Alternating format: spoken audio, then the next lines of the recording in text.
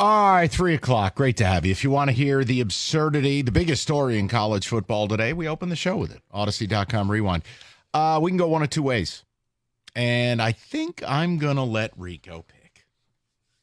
When a man wears a fashion polo of this level, you are driving the plane today. I'm just trying to keep up with you. I know. Listen, we can go with the Cookie Factory, which I thought Jim had a very nice topic this morning, and I wanted to build off of it. Or what I think is emotionally damaging happenings in sports for Kenny Cott. You pick. You know what? Kenny's been nice to me today. Let's go with the Cookie Factory. Okay. So, cookies this morning, outside of John Jansen dying on a very weird hill about seatbelts on airplanes. Didn't get that. Very weird. But outside of that, they did manage to get to Tiger Baseball at a certain point, and they had a topic. Two teams whose rebuild, and make no mistake, they're rebuilding, need to be recharged. So Cookies, in essence, built off something we did, which I loved. It was great, and I'm going to do the same. I thought it was a very good conversation by the morning show. And Odyssey.com rewind if you want to go listen to it. But it was all about, if I force you to make a bold move this summer, and you're forced into trading one of Cade Cunningham or Tarik Skubal. Now, for those of you who tune in and go, well, wait, why the hell would I trade Skubal? He's great. He's awesome. Okay. The background on it is this. The Tigers, as they currently sit, are 7.5 games out of first. If I have to hear another person say, but they're one out of the wild card, you're not making the wild card. Just stop. Okay? Just stop. Shut up. Shut up, button. So here's my point. Skubal's a Cy Young candidate. And the two pathways with a guy that's got 2 more arbitration-eligible years and is rep by Scott Boras, you either sign him right now or you trade him at the zenith of his value. It's just very simple to me. We don't have the positional prospects necessary to win 100 games, to win a World Series. And I'd like to put Scott Harris into the limelight and have to actually do something. Last trade deadline was a disaster. Erod played him. This offseason, it was a disaster. I mean, even something Scott Harris has been able to skate or skirt criticism on, you gave Maeda a 2-year deal and Flaherty won. You signed the wrong guy. Now you're probably trading Flaherty this summer, or you might have to pay him. The point I'm making is you could justify trading Skubal, who would be the number 1 valued pitcher on the market, left-handed, team control, and you could go to a team like the Orioles or the Yankees and rob their farm system blind of elite positional prospects and or an everyday player and immediately supercharge your lineup. That's the theory. You don't have to agree with it, but it's okay to talk about it. The other theory would be, if you want me to believe Chris and Scott Harris are serious people about it, just pay the guy. You don't want to trade him? Pay him. The other day, I outlined every deal that Scott Boras has done that has waived service time, either multi-years of arbitration or term, and Scott Boras has signed and kept his client in that current city. So that's why his name's being mentioned. So that's the Skubal portion. The other one is Cade Cunningham. Look, it's a rebuild of a rebuild. You're a month out from the draft. You're going to be bringing in a new president of basketball operations. I still would fully expect you will have a new general manager. You might have a new head coach, quite honestly. And it's going nowhere. Asur Thompson, great, didn't make either all-rookie team. Jalen Duren, Ivy, the pieces don't fit. Now, you can either trade Ivy and Duren and pair somebody up with Cade. Oh, we got cap space. Who wants it? Shut up button. Or you trade Cade, give Ivy the keys, and we start it over again. It's not about what we want. It's about what do you think you need to do. So I think the Pistons are in need of a bold move. Mm-hmm. You know I believe the Tigers are. So here's my point. I need you to just step to the plate, point to the outfield, and call your shot. You got to trade one. Who is it? Great job by Cookies this morning. I wanted to run this and bring it to the afternoon. I like the topic. No, I do too. And for me, I'm going with Skubal because I think you'll get more back for Skubal. I think you'll get players. You can get at least 3-4 players that you can have out in the field every day. If you trade Cade, I don't know if you're going to get that same type of return back. You may get, first round picks and maybe another player, but is that player going to be of a star caliber? I don't think so. Whereas I think with Skubal, you really can hit a reset button with this organization and bring in guys that you don't have. You could bring in, like you said, if you go to the Orioles, you could bring in, 3 everyday players that you're hoping your young guys could be, but they're not there yet. Let me make the argument for the Cade angle just for the sake of radio. I don't think you're wrong, but what if the comp is what the Pacers did?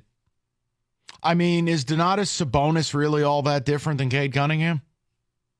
They're not superstars, but they're really good players, right? By getting Halliburton, what did it unlock? It unlocked a different style of play. It increased the pace. He fit with these other people, and obviously they had to find an Aaron Nesmith, who was a failed prospect with the Celtics. Miles Turner raising his level. I'm making a point to you. You're bringing in a president who's got to be able to see the battlefield here. Now, Rico, you might be right. But if you don't trade Cade, you have to trade Duren or you have to trade Asur. You need shooters. You pretty much have to trade everybody else, and you keep Cade. So I'd rather just trade Cade and build off of the rest of the youth because this thing is starting all over. See, I like the question, and I think the caveat you have to put in there is Troy Weaver. I don't feel comfortable with him. Can we just assume deal. He's not here? Okay, if you give me that assumption. I am giving you that assumption that he will no longer be gainfully employed. I still think you will get more of a haul with Skubal than you will with Cade. Okay. Now here's I'm sounding like Stoney now, but with Cade, you only need, for basketball, you only need really 1 or 2 good players to change your team. Mm-hmm. Listen, that's a good question. Think about it. We can talk about it. 248-539-9797. Kenny, I see you are poised to speak. I think with this division that the Tigers play in, the situation that they're in, yes, they're 1 game out of a wild card spot. That won't last. Shut up, Button. That won't last. But if you add bats, everyday bats, or close to everyday bats, hats for bats. If you do that, Pedro Serrano. Absolutely. If you do that, you might just accidentally launch yourself into a playoff spot, and your pitching is good enough to hold up. Like, think about this, Kenny. If I called the Orioles and I said, look, I want Colton Cowser as a centerpiece, and I need Connor Norby and McDermott. And Norby can play all over the infield, second, third, the whole bit, right? Kenny has a point here, Rico. You're talking about 2 everyday guys. Or maybe you go and you hold a hard line. Maybe you call them up and you say straight up Jackson Holiday. I don't think they would do that. I don't care. But if you hold that ransom, if you say, hey, this is my asking price, I'm going to give you a guy who's going to give you all these innings. And they don't have to do it. No, because they the best part is you're not going to do it? Great, I'm calling the Yankees. Mm-hmm. Oh, you want him in your division? That's what you want? And I call the Yankees and I go, I want Jason Dominguez and I want Spencer Jones. Every day or close to everyday bats. And if I have to hear another person call up and tell me I'm blocking Matt Vierling or I'm blocking Kerry Carpenter's a platoon player. Colt Keith right now is a platoon player. That to me is my shut up button, is when people say, oh, you're blocking. Who do we care about that we're blocking right now? Well, and again, Scott Harris's plan, there's no room for at-bats for veterans. We want to develop the young guys. The only guy developing right now is the unintended oopsie that is Wensiel Perez. And the best thing they could do is teach Wensiel to play shortstop again instead of the outfield and then send Javi Baez to shut up Island. But however, had a great weekend. I don't care. But no, for me, I could see a pathway that for the Tigers, look, you trade Skubal, you sign Flaherty, you call up Job, you have depth in the system, and I could see the Tigers, it could be a springboard to immediate competition. Your problem with the Cade angle, look, man, trading Cade is less painful because there is an element of hopelessness. Right there. That's the problem. With the Skubal trade, you feel like this team, as Kenny just said, in this division, you can make a difference in a year. Maybe this trade can send you to where the Royals are, where they were awful last year, and look at them now. Did you hear the stat? I'm sorry. I apologize. Oh, no. So sincerely, that's my bad. No. But with the Cade thing, you're right. It's like even if you make the trade, it's still going to take probably 2 or 3 more seasons before you're looking like the Pacers.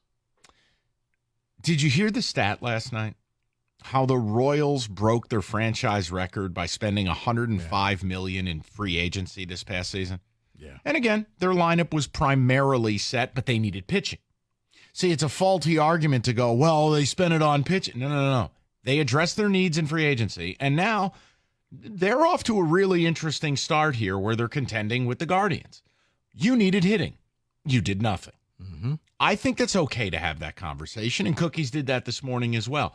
I could make a case to you that if you want to hang on to Skubal, that's fine, but you have to pay him. I don't think you're going to be able to play a game of stare down with Scott Boras. No. So my point would be, if I trade Cade, while there is more work to do and time, I do like the element that basketball, if I get the right mix, man, can it take off quick. We talked yesterday, Rico. The Cavs, the Magic, the Pacers, the Knicks, these are all teams that were in the bottom of the East with you. 19, 20, 21 wins. You get the right guy like Jalen Brunson, and you put these right misfits around him. Right. I think we've been mired in idiocy for so long on the basketball side, we've lost sight of what the job actually is. Mm-hmm. You know what I mean? Like, at least the Tigers, I give Scott Harris credit. He can assemble a pen. They've done a great job with their staff, the analytics, Chris Fetter, of bringing in arms that can work. Here's the other I want to put this delicate. Yeah, let me hear this. I want to get rid of Skubal for the reason because he's a pitcher and it's just a countdown clock. And I'll just leave it at that. That's fair. You're not wrong. But to be fair, Cade also has a history of injuries here, and you'll have to pay him $270, 5 years, $270, whatever it is. He's extension eligible this summer. Yes. That's part of my issue. See, I look at a guy like Cade, it's clear he's not a superstar. But if I put Cade next to a guy like Wemby, where they need someone to be a pick-and-roll partner for Wembanyama, they have 2 top 10 picks this year. They have a gaggle of first-round selections, and they have some young players worth a bleep. I call the Spurs, and I go, listen, it's young player of my choice plus 3 first-round picks, Cade Cunningham. Now, if you're the Spurs, you're going to have a different viewpoint of Cade. Why? Young, fits the timeline. Him and Wemby can play a decade together, and him and Wemby in the pick-and-roll, I really don't know how you guard that, to be quite honest with you. So it's just, you have to remember that our viewpoint of Cade might not be accurate either because we don't have anybody around him. True. So I think it's an interesting question. I wanted to talk through it with people and see where they were at. It was a great job by Cookies this morning. 248-539-9797. Can't really go wrong.